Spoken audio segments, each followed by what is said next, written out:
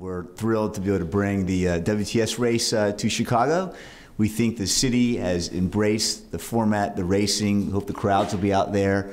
We're also very, very excited that this is essentially will be serving as a test event for the Grand Final and the World Championships next September. Well, not only will we have the Elite Grand Final and World Championship race, but we'll have the Age Group World Championship. We'll have folks racing from about 120 different countries, as well as the ITU Congress. So we're very excited to be able to support the racing worldwide and to certainly show some leadership throughout the world. You'd use the word sacrifice, and I really like to look at it as an investment. And I really knew that if I wanted to compete with the best in the world, I needed to make this investment, and I absolutely love it.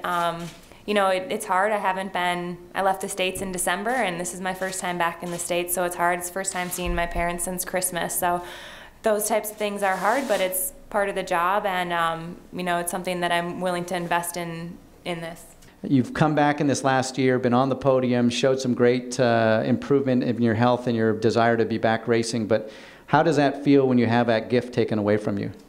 It's really tough, and I think any athlete that's competing this weekend, or you know, at a high level, you put so much into your event. You know, going towards London 2012, I'd put everything into it.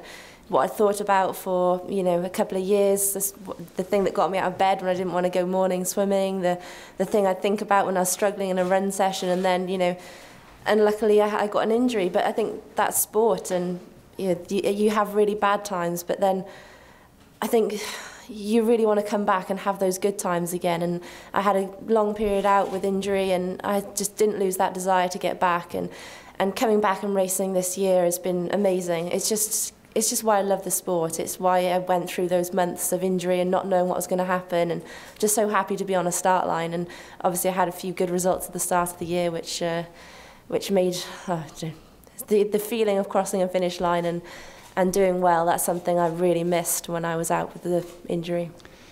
Well, to be honest, I don't know what to expect in this kind of course. There are too many U-turns. I don't know if that's good or bad. It's going to be tough for sure, but actually, I don't know if it's going to be good for the breakaway or better for the chase pack, but we are all going to start our run very tired, with tired legs for sure. That's no doubt about that. And yeah, obviously we're going to swim as hard as we can and see if we can make a little break at the front and work hard together, a few guys, and try to break away. You never know what can happen. I remember racing Hunter in Washington D.C. and we had a good breakaway of 5 there. It would be pretty cool to do something like that on Sunday. But yeah, there are lots of good cyclists with people like Tom Davison.